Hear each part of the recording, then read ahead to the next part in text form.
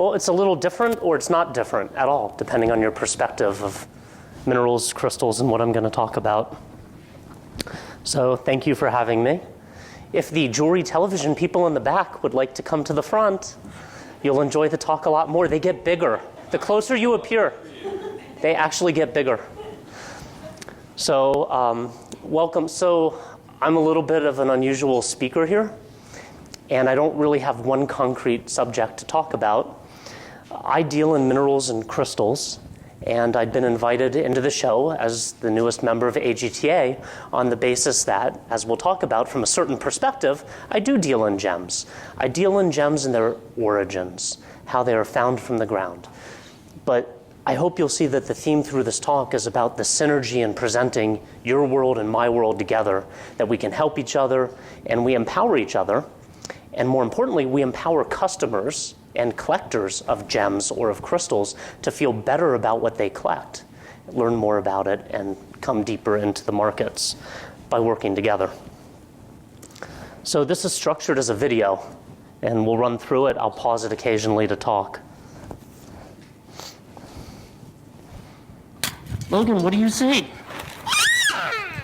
Wait, slower. What is it? Show me. Hold it up. Crystal! Wow. Here, hold it up in the light. Hold it up this way. Wow.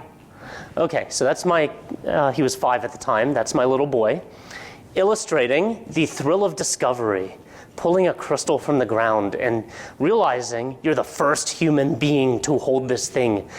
Dinosaurs walked the earth when it was formed. You can't do that with a gemstone. Sorry, all due respect to gems. They just don't come that way. And it's rare that children or adults can have access to collect minerals this way.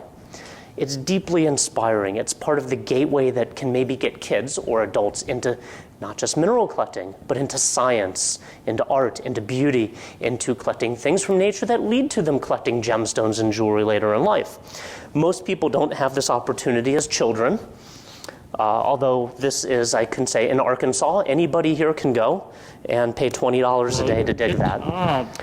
So instead, most people have to be inspired into gems, art of nature, right, or minerals, by museums, by our institutions. So I want to say a word here. Institutions like the Smithsonian are assembled by donations, by bequests. Who from? Well, wealthy people. Well, okay, there's lots of wealthy people. They don't all give stuff to museums. Who from? Specifically, collectors. People who are inspired to collect gemstones and jewelry, and thus they give things to the Smithsonian or the American Museum or the Metropolitan Museum of Art or any other museum of art that houses major pieces of jewelry from named artists over the centuries, right? There's no difference. It's art. It can go to an art museum or the Smithsonian Museum of Natural Science. Well, minerals are the same way. Think of them as an asset class in the same way as these gem and jewelry donations you're familiar with. This is actually something the Smithsonian purchased in December of 1972, and it's blue cap tourmaline collected by Bill Larson when he'd just gotten out of school from the Colorado School of Mines, and now he's a dealer down here at the AGTA. This was sold to the Smithsonian as a California tourmaline. It has not been repeated since, and it remains there to this day. So my son was inspired by pulling crystals out of the ground. One of the biggest collectors in America today, who's now a good friend of mine and a good customer, was inspired as an adult on the verge of retirement from a long career to collect minerals by seeing this piece in the Smithsonian Museum. Walked out of the museum, or maybe while he was walking and risking tripping, Googled, "Can you buy minerals?"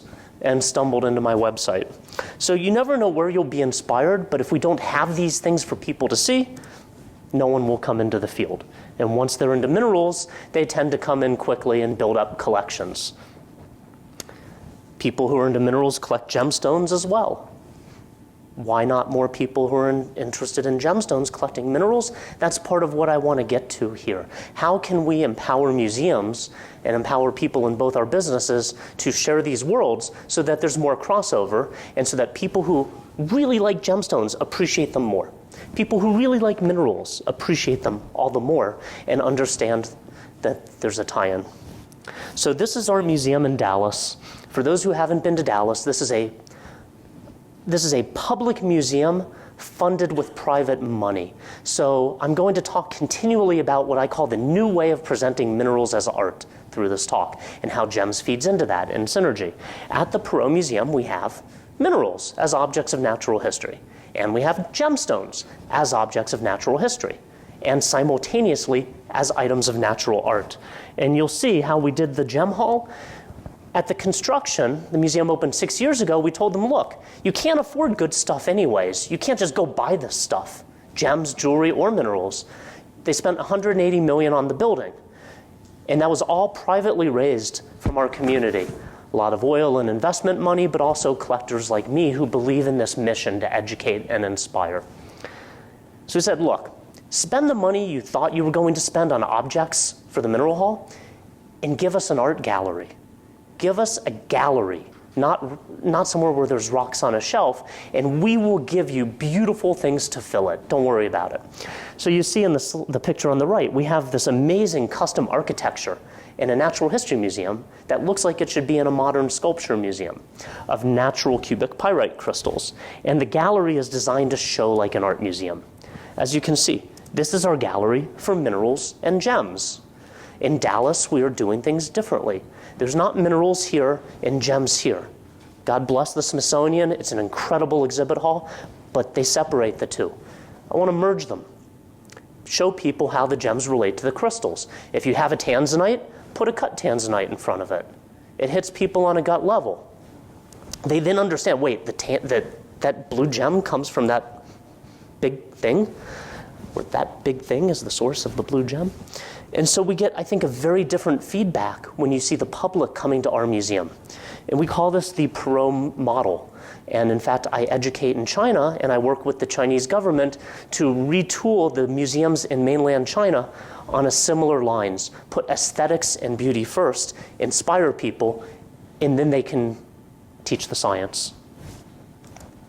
So the museum in Dallas and the new generation of museums of natural history that I'm involved with really believes, this is probably the pivotal statement, especially with young kids or people who are really seeing a natural history museum of beauty for their first time, you have a chance to hook them. The slogan of the Perot is to inspire minds through nature and science. So I'll come back to that. For those who don't know me, here's a little bit about me. I was lucky enough to grow up in Columbus, Ohio, where there was a robust mineral collecting community, similar to the community that started this Tucson show in 1953, I think. And, it's an old world. You bought, you sold, you traded rocks. They weren't displayed like art. They weren't presented like art. They sure weren't priced like art. But we're trying to change that and elevate minerals to the asset class that it is today. If you come back to this convention center in 1 week, you'll see what I mean. Or if you go to my booth down on the show floor, you will see minerals presented as art, as artistic items on their own merits. So I ended up a full-time mineral dealer, which is a ridiculous career, after training to get a doctorate in cancer biology, but I am now officially a mineral dealer. So what do? I buy rocks, I sell rocks. I travel the world, and I get to see things, consult with museums, and really try and find ways to bring information about the origins of my materials, which are also your materials in the gem world. How do we bring that information to the public? How do we educate them? So there's been a slew of dramatic TV reality shows, such as The Prospectors on the Weather Channel and Gold Diggers in Alaska. They're very hyperbolic, they're very dramatic, they involve family drama, injured dogs, paying for the kids' school. We wanted to do something that was very educational, so we have 2 seasons of a show on PBS. And most of these locations focus on mines that produce both gemstone materials and crystals. So if you'd like to know more, I can recommend our television series. So how do you get normal people to think about what we do on a deeper level? Gems or minerals? And again, this is what I think is the theme of this talk, is you present them together and you teach them that one mine is the source of material for both worlds. And so I'm working on some documentaries. These are now on the air in Europe. They're not out in the United States yet. And I'm going to show you clips from a documentary where we take you into the mines in Tanzania and the mines in Burma. And the goal of this is to educate people on how rare these things are. If the customers, if the public understood how rare the gem on their ring is, or how rare the crystal in their case is, they would value it more, they would be more engaged, they would tell others. But we need media. And so I'm working on several media projects. So Tanzanite, we will come to shortly.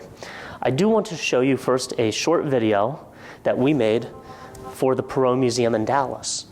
This applies for science museums, for art museums, for gemstone museums, and for crystal museum. We put a lot of time and energy into this. It's a 3-minute video that I want to share because it tells you everything when you walk in about how these things form and get to the end user. So if you'll bear with me for 3 minutes here. The specimens on display in the Gems and Minerals Hall are completely natural. They have been neither cut nor polished, but simply removed from the earth.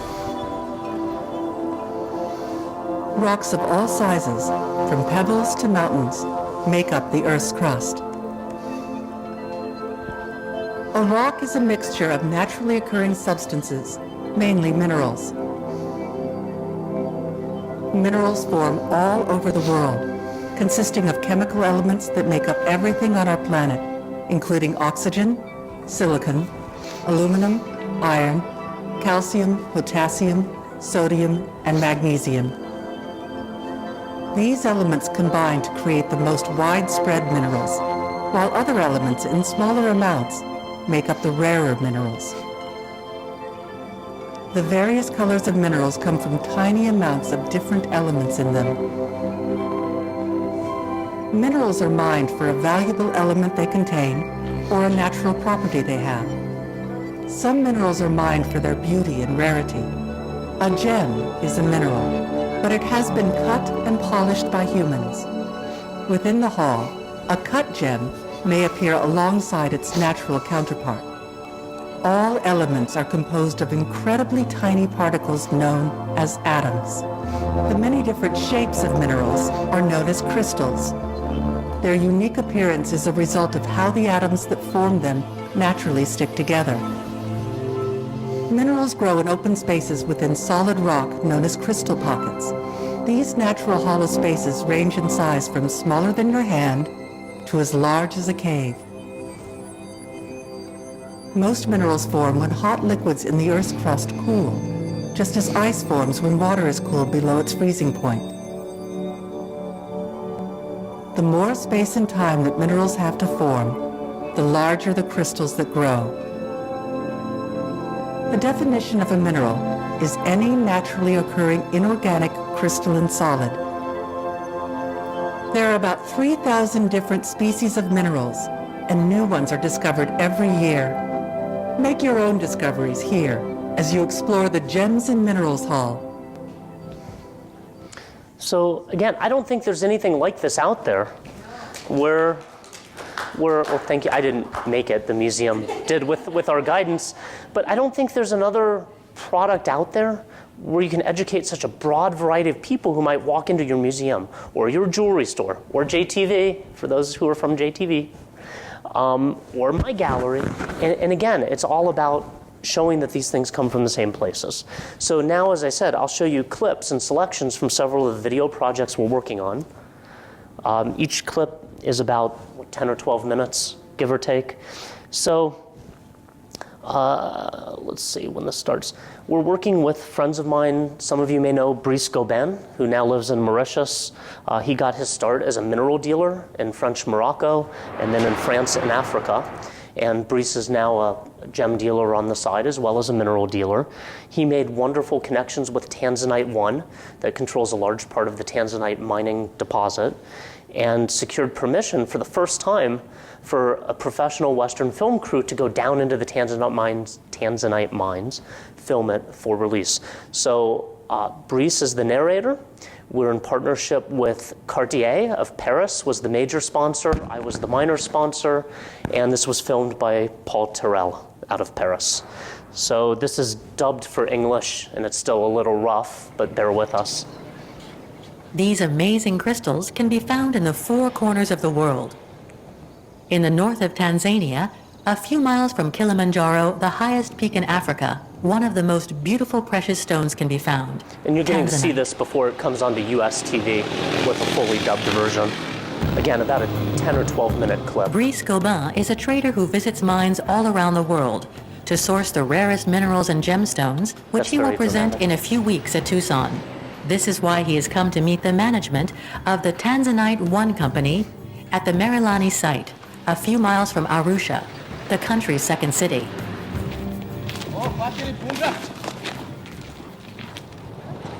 The site belongs to the Maasai. And again, we're looking for something Tanzanite that has can been go on extracted public from beneath their television, feet for more or than show to 40 gemstone years. customers, or show to people who don't have a science background, to get them engaged with the sourcing of the gems, the sourcing of the minerals. Hi guys. Douglas, good to see you again. Anton. Good to see you again. Mervyn. Thank you for the invitation.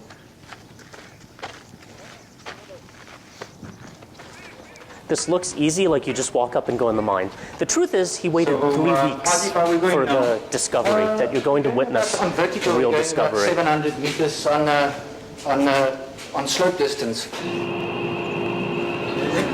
To begin with, Tanzanite was extracted by strip mining. There were some crystals coming out, but I mean, they were really specimen-like. Nowadays, miners have to go down nearly 3,000 feet to find the gems. The company's 3,000 geologists know there's no other choice than following the vein as far as it takes them, whatever the cost.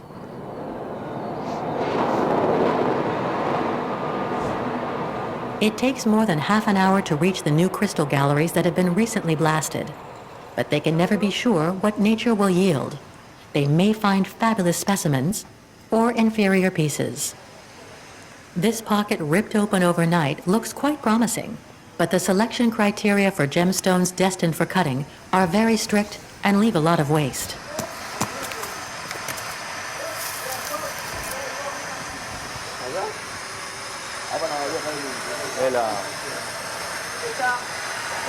Super.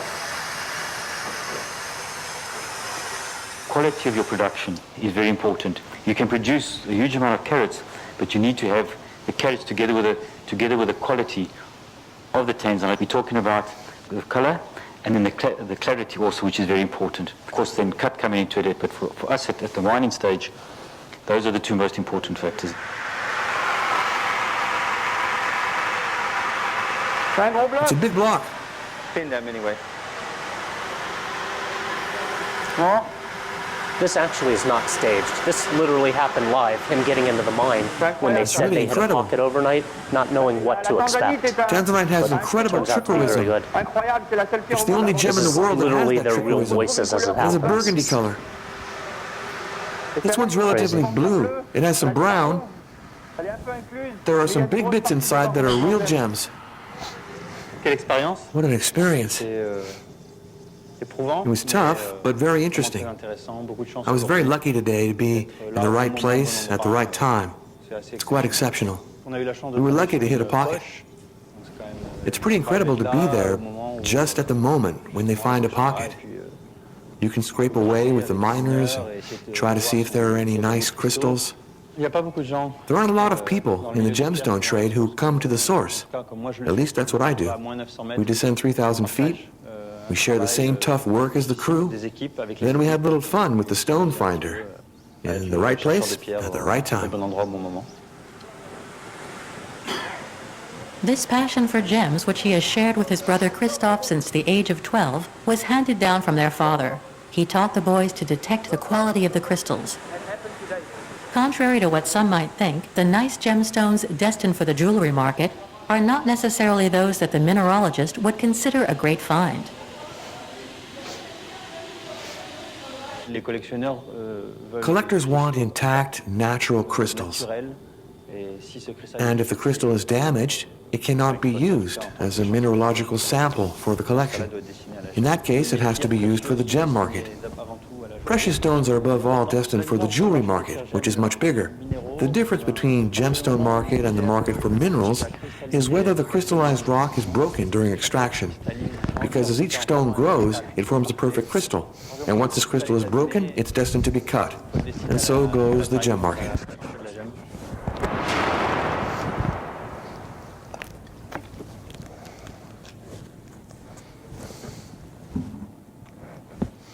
So again, we're trying to produce something that could go on television, but also give footage to use for dealers selling tanzanite, selling whatever gemstone to educate your customers. And to stop thinking of us as two separate worlds. I'm in your world, you're in my world. The gems and crystals go together. So the next video clip will be from another project done by a friend, originally for release more in the mineral world, but it doubles for the gemstone world. Some of you may know Federico Barlocher from Italy, who has lived in Burma and Thailand for most of his life. And so he has recently completed this documentary filmed by Brian Swoboda of Blue Cap Productions. And we'll take you to the ruby mines.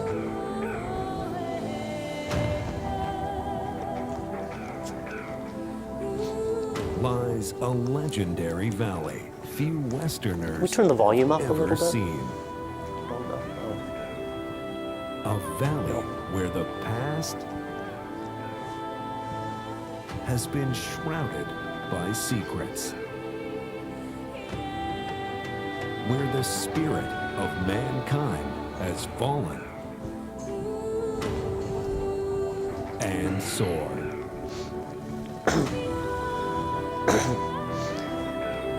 So this is also a draft video anyway. I'll just talk as if I'm dubbing over it when it gets to that point. So what we tried to do was bring people into the culture and the place. This is the first government-approved documentary allowed. There were military escorts. Filming in Mogok in the gem mining areas is not allowed. And this project should be in English, hopefully within a year in the US. So it will follow Federico here as he goes into Burma and goes into a number of the ruby mines. And what we want to show people is how rare rubies are, just as an example of any gemstone, and what goes into mining them. So, for example, in this mine that he's in now, there's 10,000 workers in the mine. That's how they pack dynamite, still by hand. You see wood supports, ancient methods. And they've drilled thousands of miles of tunnels down through this rock looking for rubies, still hauling them up using hand methods and people in many cases. So I want to stop for a minute and I'll repeat you some of the stories he told me. So when he's there, he was shocked at the number of people. You can't imagine the number of people. There might be one hole in the ground and it's 10,000 people working in 3 shifts. And they produce this rubble pile because the rubies are small, and spinels and other things. You don't really see them. You can't follow a vein so much. You just mine it and bring it up and look in the light for the color and the sparkle. So they'll bring this out first. And the adult male miners with experience will sift through it and look for what they find. There's at least 5 more processing steps as they go through it and break it into smaller pieces that end up with the village children and the mothers and the 70 and 80-year-old widows in a stream, basically with gold panning equipment, looking through the absolute rubbish, little 1 centimeter and smaller pieces for a speck of ruby. And that speck of ruby can feed their family for a month. And again, it's just sheer numbers of people here. He told me that when he was there, he worked with the government people to estimate the true number of people working in the mining is probably 500,000 people. At any day, 500,000 people in the Mogok deposits are trying to mine these. And so this might be, that little tray might be a month's production. This is a very rich dealer in town. So This is water blasting to try and get every little speck of ruby out. They'll water blast this, and then the runoff goes down a river, a rivulet. And again, they'll have the women and the children even just panning out of the water runoff, which is obviously causing huge environmental problems as a side effect.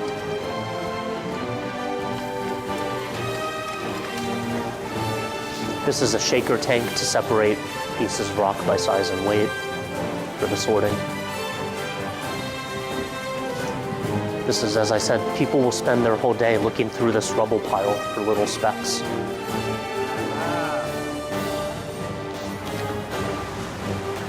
This gives you a feel for how some of the vertical stopes are done. Once they get to a level where there's a horizontal vein, it's great. The vertical part, not so great. It's like a maze. So when you look at this wooden infrastructure too, your first thought is, well, how long is that going to be safe for? The safetiness of this access is measured in decades, not centuries.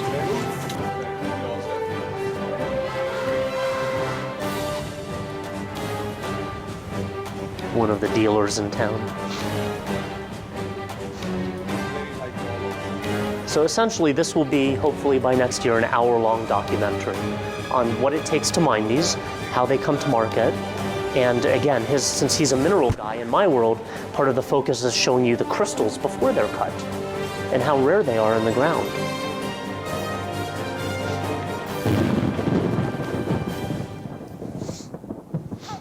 So we're working on a number of projects between my documentary on PBS, the French film, the Burmese film, and these things just aren't out there and accessible for people. So the hope is within a few years, it will be and benefit both our worlds.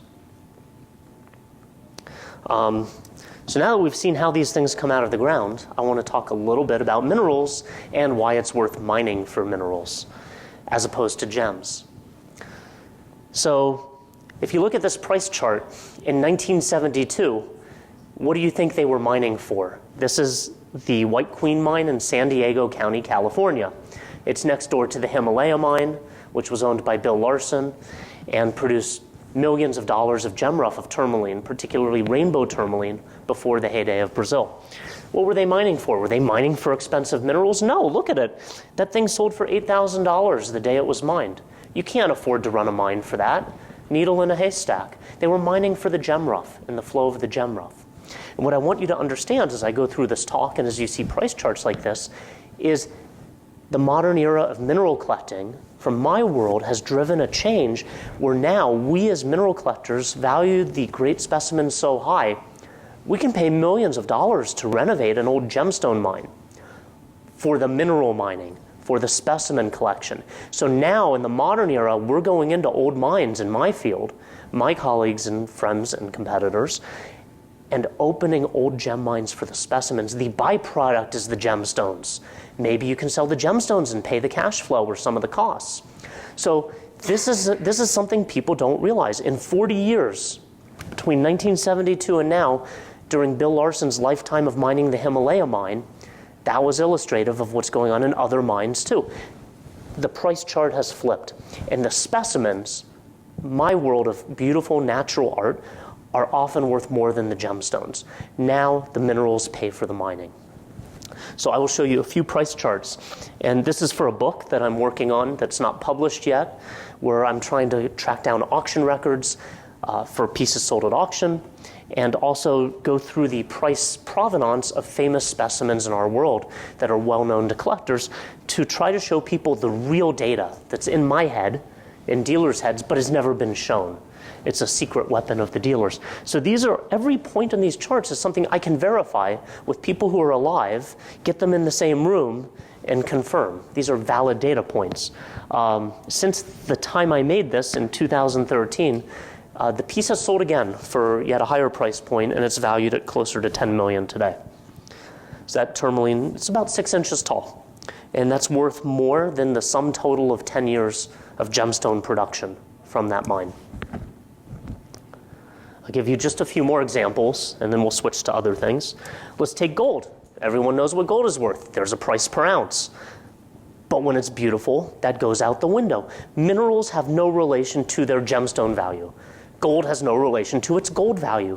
These are works of natural art. That's like saying that a Picasso is worth the $5 of paint and canvas that he used to make it. And yet, one of the first questions I get from people from the gemstone world who are exposed to minerals for the first time is, how do you price these? I don't understand it. How's it priced relative to the gem rough in it? Here's a tanzanite crystal or an emerald crystal or a ruby crystal. You're asking $100,000. It doesn't look like there's any gem rough in it. Doesn't matter.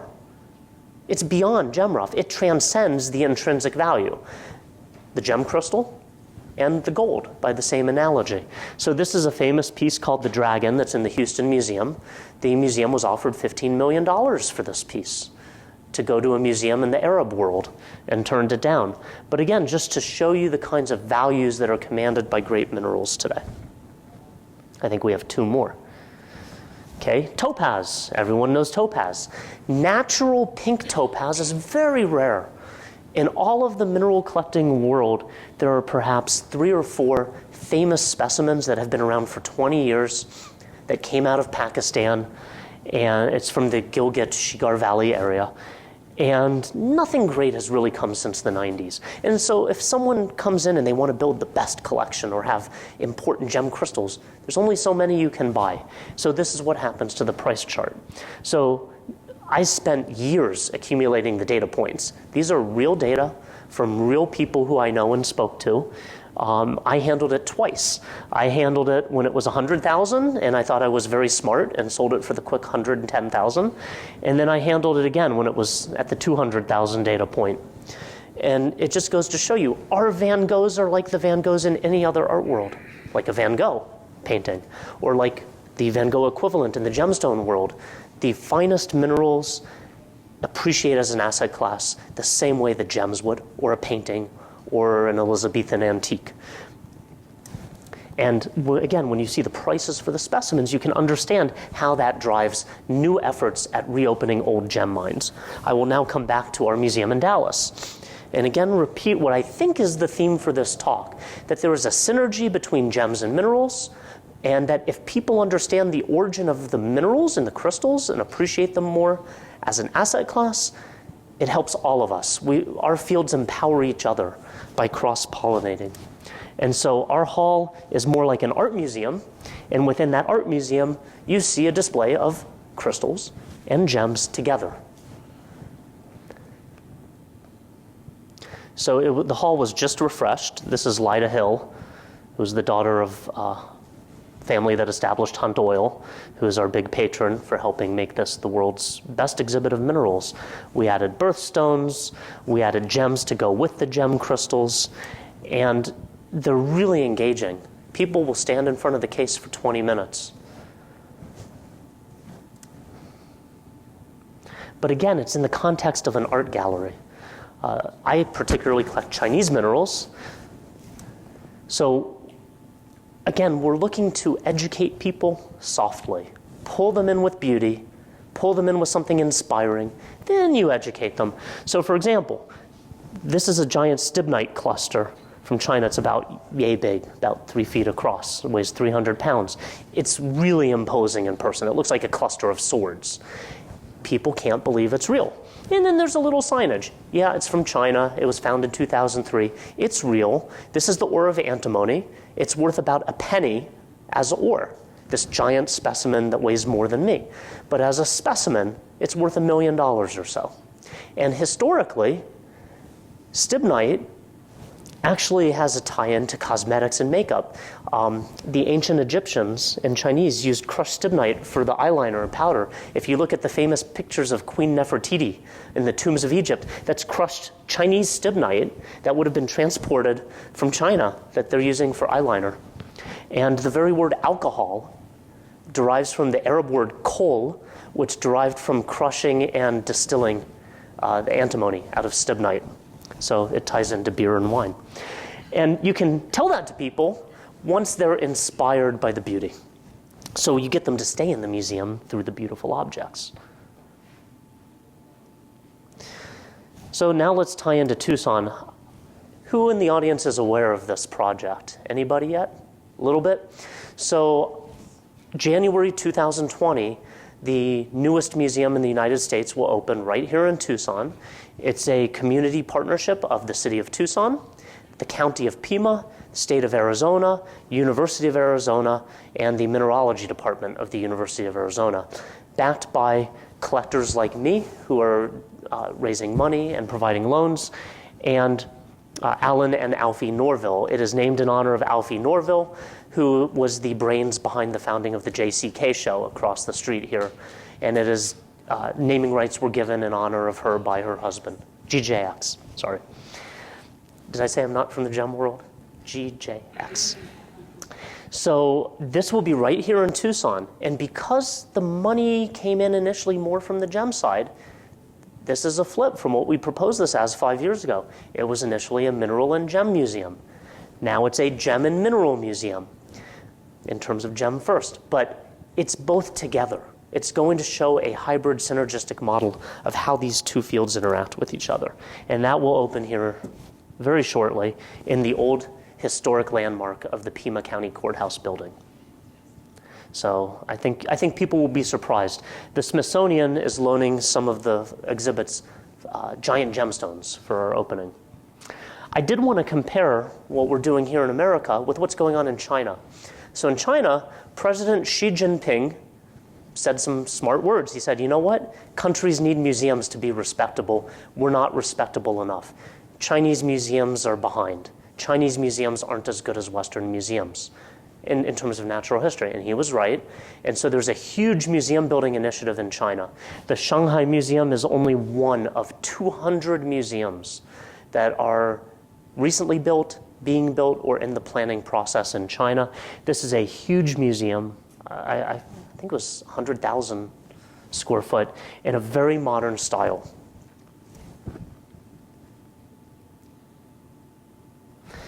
In Dallas, I told you that we treat our Perot Museum of Nature and Science more like an art museum for exhibiting gems and minerals together. Well, what are gems and minerals? They're nature's art. Shouldn't more people appreciate that than just people going to a nature and science museum? So we've engaged the art community. And again, this is a pitch I think our world and your world, they don't make often enough. Art museums should be exhibiting gems, jewelry, and minerals as natural beauty. And so there will be a joint exhibit with the Asian Art Museum in Dallas, because what are all those ancient Chinese artifacts made of? Bronze from copper, jade, jewel-encrusted items from emperors. It ties in. And by putting it in an art museum, people understand somehow the value and importance more. I'll just show you a little bit now to carry you on to what I'm doing in China and the educational initiatives I've described, how we're applying them in China. So I wrote a book where we put the term heritage front and center to make sure that there's not a problem with considering minerals and gems to be heritage items. In other words, protected from export. And there's not. This was approved at the highest levels of the Chinese government, and I wrote this book with the support of the National Museum of Beijing. Basically separating minerals and gemstones legally and psychologically from fossils and dinosaurs. There are legal issues with dinosaur and fossil experts. They are declared heritage items. Minerals and crystals are respected, but they're not regulated. And that's how it should be. And it's what enables the Chinese to have me consult to build their mineral economy, build out mines. And as I'd said earlier, we go into mines that were abandoned economically. And because of the value of minerals, I'm able to teach them how to mine the mineral specimens and reactivate old mines. We do have an office there. Unfortunately, it's mostly for visitors from the government rather than customers who buy. And I'll show you a little bit about my travels in China. So, like I said, and like I explained related to the California tourmaline mines or some other tourmaline mines, how we can flip the economics on its head and turn an old mine productive. We can go into abandoned rural mines that 100 years ago mined an economic resource. They can't make money doing it now, but there's still access. And because of the value of the minerals, we can reactivate that mine and produce millions of dollars that flow into the local economy. This is me in that same mine. So this is about a 30-foot long tube of fluorite that when extracted was valued at over $10 million.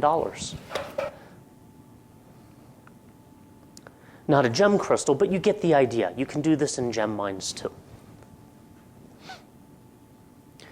I will say a little bit about me and what I do. I take these ideas that I preach to two museums, Perot in Dallas, the model here in Tucson that will open, and to museums in China. And I've built my own gallery in Dallas to try to put this in play and see how people react by presenting minerals as art in an art gallery format. And yeah, okay, so if we have time, and we do, I'm going to show you one last video. It's an 8-minute clip. So now that I've talked about the synergy of gems and gem mining and minerals, this 8-minute clip will give you a little bit more of a window into my world at the high end of minerals. How do we value these? Why do we value these? And a very personal video they filmed of me for the PBS television series. So I'll let this talk. The Arkenstone is in a Hobbit. It's the mythical gemstone that was the finest gem. It was a book I read as a kid, right about the time I was starting to do mineral shows. So, you know, that's a good business name. That's a much better business name than anything else I could think of. Nobody knew the size of the mineral collecting hobby until the late 90s. And it was through the power of the internet that it became a synergy, really, pulling people together. And all of a sudden we have this vastly larger hobby than any of us ever thought that supports a business like this. So let's look at some of the Arkenstones that you have around here. Yeah, sure. So instead of putting our toys in a vault box, over to the table, we actually get to put them in cases and look at them. Everyone can look at these golds and see that they're both beautiful. A nugget form, this is rare in nature, but a crystallized gold, infinitely more rare. This is from California. Most modern crystallized golds come out of a very few small mines in California. They have to be mined very slowly and very carefully to be able to remove gold in this exquisite form. The crystallized gold in our world commands a far higher price than a gold specimen many times its weight might. Gold is something that's kind of different because it actually has an intrinsic value. Whereas many of the collectible minerals that I sell and trade and collect for myself have only a collectible value and a negligible ore value.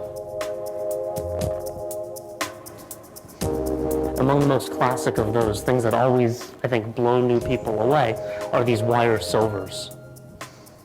These are natural silvers, natural crystallized silvers. They just have a seeming delicacy to them. They've been found since probably the 1400s, and silver mining and specimens from Germany financed the wars of religion.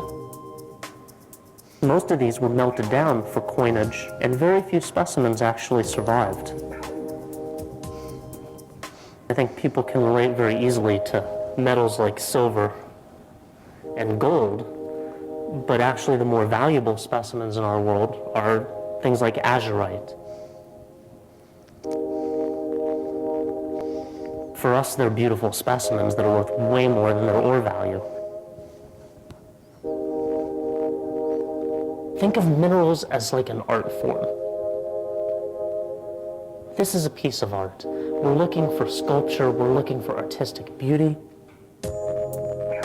One of the things you like about art is contrast of color, of pattern, of form. For mineral collectors, the finest pieces are often not big gem crystals, but smaller gem crystals of perfection on matrix. And so here you have an aquamarine from Pakistan. It's very well balanced in a contrasting matrix, and then there's just these little red garnets sprinkled on it that would have formed later in the life of the pocket. And when you take it as a whole, the composition is unique. It's not just an aquamarine, it's a specimen.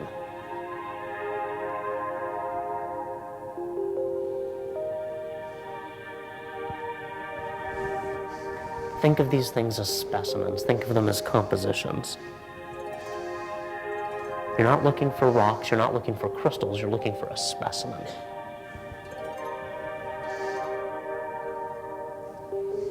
I believe in minerals. I've been buying minerals for 30 years, since I was 12 years old, and it's worth putting minerals away.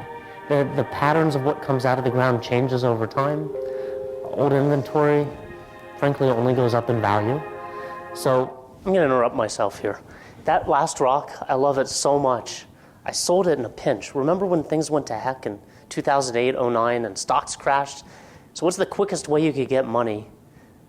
Sell a good rock. I sold the thing. I just got it back last week. I'm so happy. Some of this is just back stock, and some of it is 9 years. Goodies for safekeeping. I'll pull out a few things. But you know, we treat these like art, like treasures, and like assets, and we're trying to convey in these projects to other people. This is an look at them the way we look at them. With a garnet, and feldspar, and quartz, and this was mined last year in Pakistan. To me, this is one of the world's great aquamarines, not because of the size of the crystals. It's all about the composition.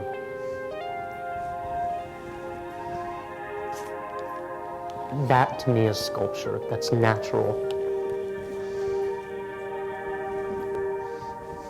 Minerals have a heft, and when you hold it, you feel like you're holding a treasure, and you remember that these things are probably millions to tens of millions of years old. I live for building a collection. It depends on what that person likes. Most mineral collectors don't just buy this as an investment. They buy them because they love to hold this stuff. They love to handle it. They love to look at it at night. Minerals can keep up with inflation. They have proven that, to me at least, over the almost 30 years I've been in the business.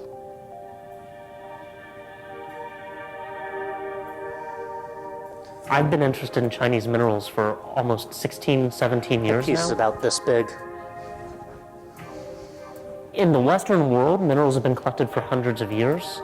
In China, they collect rocks. They collect philosopher's stones, but there were not many crystallized mineral specimens preserved. So this is an interesting comment. In the Western world, we've had minerals in our museums since Dresden in 1378. 500, 700 years. Vienna, Rome, London, Paris. Well, Smithsonian's not even barely 200 years old. It's young.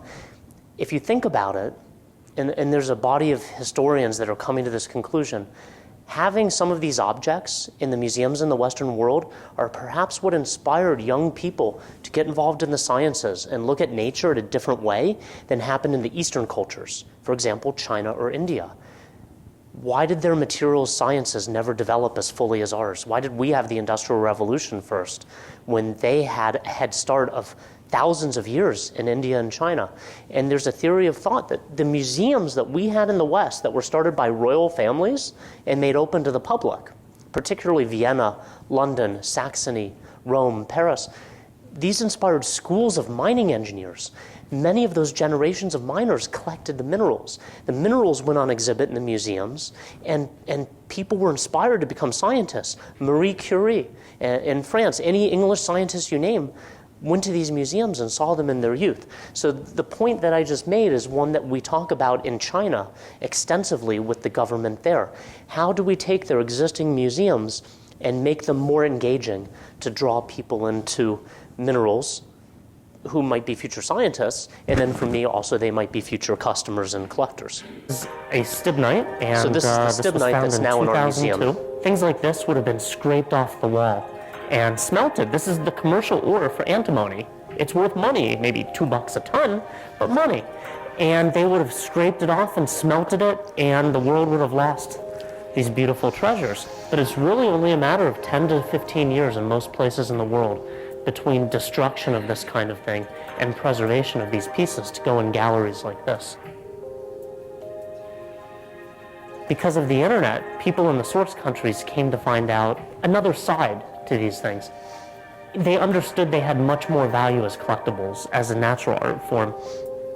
As China was opening up and minerals started coming out, we didn't know what would come next, but it was always something new and exciting each year.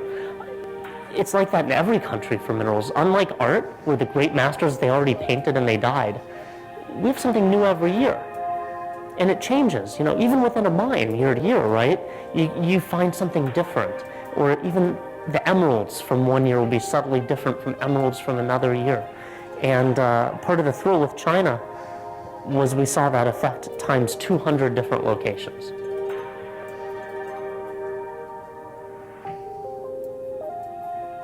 This little blue rock is it's one of the first Lavinskyites. Friends of mine at the University of Arizona named this copper species after me. So that was nice. It's something I never expected. It's little blue crystals on ore. So it was a surprise and a great honor. So I have a Lavinskyite. Thank you. On a totally different note, this is the piece that almost forced me to stop mineral collecting. So when I was 16, I paid $1,000 for this rock at the local rock shop. You have these sharp purple phantoms, the cubic shapes on this round contrasting matrix. My mom was so furious. She was literally on her way out the door yelling at me to go with her, and we were going to return this to the nasty rock shop owner who'd stolen my money. And I said, Mom, trust me. This is the right rock. Yeah, I still have it 30-some years later. Still have it. That's great. Thank you for sharing that with us. Yeah.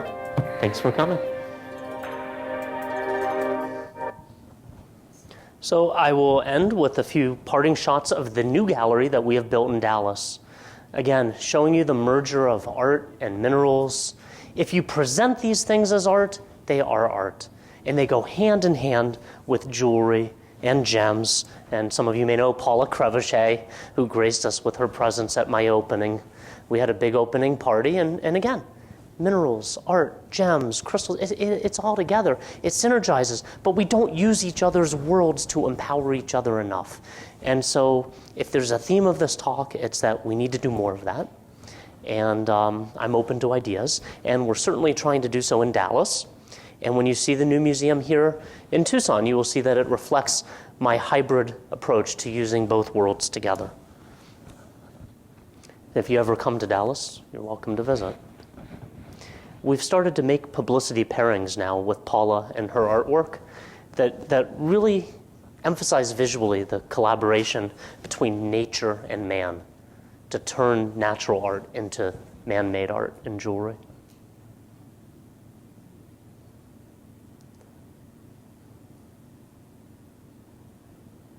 That's natural aquamarine. Is that on display here at the show? We brought that. That's down in our booth down on the show floor.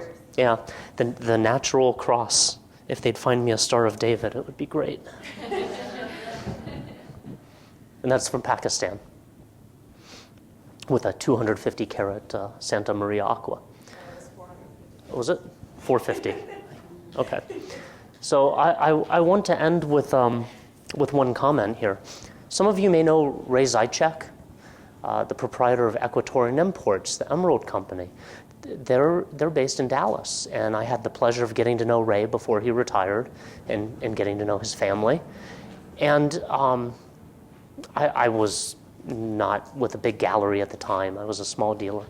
And he was telling me about the history of AGTA and his role in starting AGTA.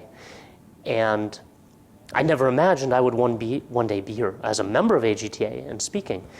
And he told me, I still remember the words, he said, when a bunch of us started this after a conversation over beer at Tucson, we were all saying the same thing.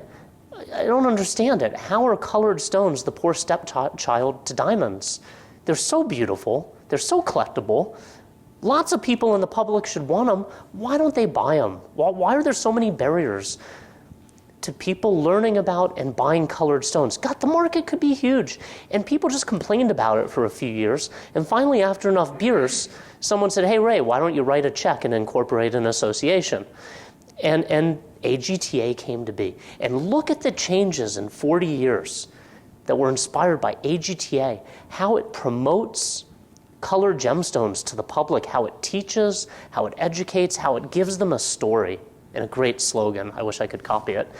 Minerals is, the mineral world, the crystal world, to me is like that. We're 40 years behind you guys.